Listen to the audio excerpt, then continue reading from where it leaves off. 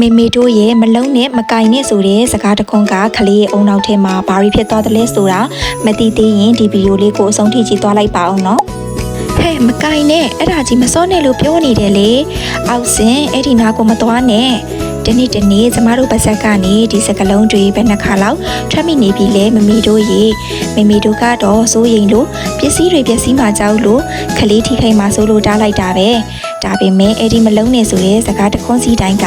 ခလေးရဲ့နုနယ်တဲ့အုံနောက်ဆဲတွေကိုတိုက်ရိုက်ချိုးလိုက်တယ်လို့ဖြစ်သွားတတ်တယ်ဆိုတာရောတတိထားမိကြရဲ့လားခလေးတယောက်ရဲ့တဘာဝကစူးစမ်းကြတာပါသူတို့ရဲ့လက်ချောင်းလေးတွေတစ်ခုခုကိုထိတွေ့လိုက်တိုင်းပစ္စည်းတစ်ခုကိုလှန်လောကြည့်လိုက်တိုင်းသူတို့အုံနောက်ထဲမှာလျှက်စစ်စီချောင်းတွေလိုပဲဆဲတွေအပြိုင်ဆိုင်ချိတ်ဆက်နေတာပါအဲ့ဒါကိုကျမတို့ကခဏပိတ်ပင်လိုက်တဲ့အခါနံပါတ်1စူးစမ်းလိုစိတ်တည်ဆုံးသွားတယ်ကြီးလာတဲ့အခါအသက်တွေကိုမလေးလာရတော့ပဲကိုပိုင်ဆုံးဖြတ်ချက်မချရတဲ့သူတီထွင်ဖန်တီးမှုမရှိတဲ့သူဖြစ်လာတတ်ပါတယ်နံပါတ်2ကိုယုံကြည်မှုပြောင်းဆုံးစေတယ်ငါလောက်သမျှအမှားပဲငါလုံရင်အဆူခံရမှာပဲဆိုတဲ့စိတ်ကခလေးရဲ့ရင်ထဲမှာအမြင့်တွေသွားပြီးဘာကိုမှမစွန့်စားရတော့တဲ့အထိဖြစ်သွားနိုင်ပါတယ်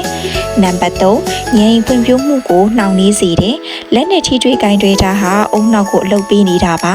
အဲ့ဒါကိုတားလိုက်တာဟာအုံနောက်ကို exercise မလုပ်ခိုင်းသလိုဖြစ်သွားပြီးငြိမ်ဖွံ့ဖြိုးမှု IQ ကိုပါထိခိုက်စေပါတယ်ဒါဆိုမေမေတို့ဘာလုပ်ကြမလဲမလုံးနဲ့လို့အုံးမေအစားကလေးအတွက်အန်တီရဲ့ကင်းနဲ့ဘေးကင်းတဲ့ဇုံလေးတစ်ခုကိုအိမ်ထဲမှာဖန်တီးပေးလိုက်ပါအန်တီရှိတဲ့ပစ္စည်းတွေကိုအမြင့်မှာတင်သိမ်းပါ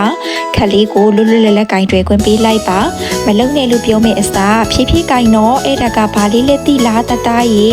လို့ဘေးကနေအဖော်ပြပေးကြည့်ပါတတမီမီတို့ဒီထွင်ဖန်တီးနိုင်စွမ်းရှိစေခြင်းရင်သူတို့ရဲ့စူးစမ်းလိုစိတ်ကိုမတက်လိုက်ပါနဲ့တော့နော်ကျမတို့ရဲ့တာဝန်ကကာကွယ်ပေးဖို့တင်မကပဲသူတို့ရဲ့ကပိုင်ငယ်လေးကိုစူးစမ်းနိုင်အောင်အားပေးဖို့လဲလိုပါတယ်မေမေတို့